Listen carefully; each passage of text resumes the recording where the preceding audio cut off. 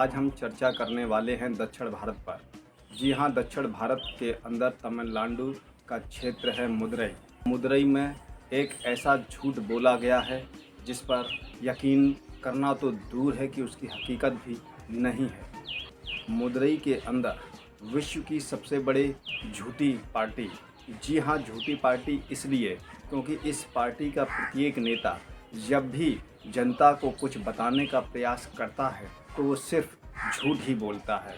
नमस्कार, मैं हूं मुकेश कोरी और आप देख रहे हैं कोली न्यूज। कल मदुरई के अंदर बीजेपी के राष्ट्रीय अध्यक्ष जेपी नड्डा वहां पर पहुंचे और उन्होंने वहां पर इतना बड़ा झूठ बोला, पूरे कागज जैसा झूठ बोला, जिस पर वो झूठ बोल रहे थे, जिस चीज़ का वो झूठ बोल रहे थे, जिस एम्स की वो बात कर रहे थे, वो एम्स केवल और केवल उनके दिमाग में बना हुआ था।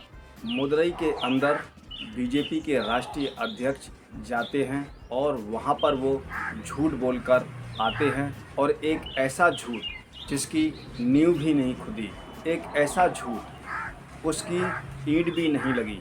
जी हाँ, हम आपको आगे दिखाएंगे, हम आपको सच्चाई बताएंगे कि आखिर बीजेपी के राष्ट्रीय अध्यक्ष जेपी नड्डा ने इतना बड़ा झूठ बोल दिया है जिसकी हकीकत कहीं दूर दूर तक दिखाई नहीं देती है। जैसा कि आप देख रहे हैं, ये आपको 4 फोटो दिखाई दे रही हैं, तस्वीर, जो 4 तस्वीर आप देख रहे हैं सपाट मैदान पर 2 व्यक्ति खड़े हुए हैं। आखिर वो कौन हैं 2 व्यक्ति, हम आपको आगे बताएंगे। आगे बताने से पहले विश्व के सबसे बड़े झूठी पार्टी के राष्ट्रीय अध्यक्ष के इस बयान को सुन लीजिए जिसमें वो खुलेआम झूठ बोल रहे हैं। In Madurai, we were successful in it because of your help, and today 95% of the work of the All India Institute of Medical Sciences has completed. Very soon it will be dedicated by the.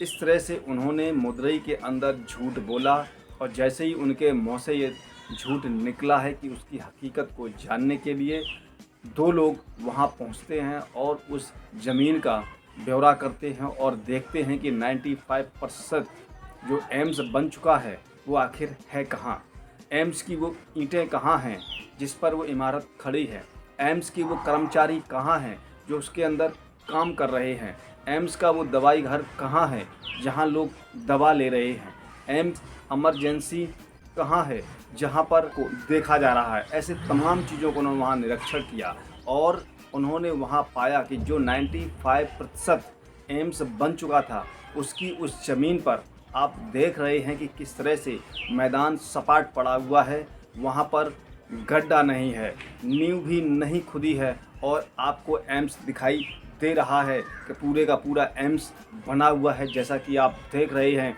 कल किस कदर से झूठ बोला गया। क्या Bharatiya Janata party का प्रत्येक पदाधिकारी झूठ बोलने की कसम खा चुका है? बीजेपी पार्टी जिसका प्रधानमंत्री भी जुमले ही मारता है और आज उसके पार्टी के लोग, उस पार्टी के राष्ट्रीय अध्यक्ष और तमाम नेता सिर्फ झूठ और कोरा झूठ ही बोलते हैं, जुमला ही जनता के सामने रखते हैं। लेकिन अब ये जुमला 2024 में उनके लिए बहुत बड़ा खतरा बन रहा है, प्रधानमंत्री की रास्ता को रोकने के लिए आगाज़ बन रहा है। जैसे कि यहाँ 95% एम्स बन चुका है तो इसी एम्स की हकीकत को जानने के लिए 2 सांसद वहाँ जाते हैं। जैसा कि आप तस्वीरों में देख रहे हैं कि वहाँ पर सांसद गए और जैसे 2 लोग जाते हुए आप देख रहे हैं, फिर उसको निरीक्षण करते हुए आपको इशारा भी दिखाई दे रहा है कि ज़मीन का निरीक्षण कर रहे हैं, एम्स को देख रहे हैं। उसके बाद वो आपस में चर्चा भी कर रहे हैं जैसा कि आप इमेज के अंदर देख रहे हैं। उसके बाद फिर वो वहाँ पर हाथों में तख्तियाँ लिए हैं और उस पर लिखा हुआ है कि 95% एम्स जो बना है वो कहाँ है, ये सिर्फ एक जुमला है। इस तरह से ये वहाँ पर उन्होंने ये खोज किया है और ये दोनों के दोनों व्यक्ति कोई आम साधारण व्यक्ति नहीं है, ये सांसद हैं, ये दोनों सांसद हैं। तो इनमें से जो कांग्रेस के सांसद हैं उन्होंने क्या कहा है वो भी आप सुन लीजिए। Nada has spoken in Madurai. He has told that 95% of the building has been completed in Madurai. This is the site which the work has should have been completed, and it's very amazing that former health minister lies like this of completion of 95% of work in AIMS. This is the way they cheat the people. This is the way they betrayed the people of Tamil Nadu, and Madurai and Tamil Nadu will never forget the betrayal of Nadda and BJP on AIMS Madurai. आपने ये सुना कि किस तरीके से सांसद बता रहे हैं और वो जिस ज़मीन पर खड़े हुए हैं वहाँ पर एम्स बना हुआ है और उसी एम्स की वो खूबियाँ गिना रहे हैं और बताया है कि किस तरह से बीजेपी के राष्ट्रीय अध्यक्ष ने झूठ बोला है। आप देख रहे हैं कि 2014 से लगातार बीजेपी झूठ बोलकर सत्ता पर काबिज हो गई, क्योंकि उस समय जनता को झूठ का परख दिखाई नहीं दे रही थी। अब आप जो भी बोलते हैं उसकी परतें खुल जाती हैं। जी बिल्कुल सही सुन रहे हैं आप। जिस तरह से बीजेपी के अंदर स्मृति ईरानी तो झूठी क्वीन बन गई हैं, ड्रामा क्वीन उनका नाम रख दिया गया है, क्योंकि जब भी वो बोलती हैं तो सिर्फ झूठ बोलती हैं। हमारे देश के गृह मंत्री भी जुमला ही बताते हैं। तो आपने यहाँ सुना कि आज देश के अंदर जुमला पार्टी विश्व की नंबर 1 पार्टी बन चुकी है। चाहे झूठ बोलने की बात की जाए, चाहे बेटियों के ऊपर हो रहे अत्याचारों में जिस तरह से भाजपा के लोग सबसे आगे दिखाई पड़ रहे हैं। मदुरई के अंदर बीजेपी ने सबसे बड़ा झूठ बोला है, उनके राष्ट्रीय अध्यक्ष ने सबसे बड़ा झूठ बोला है।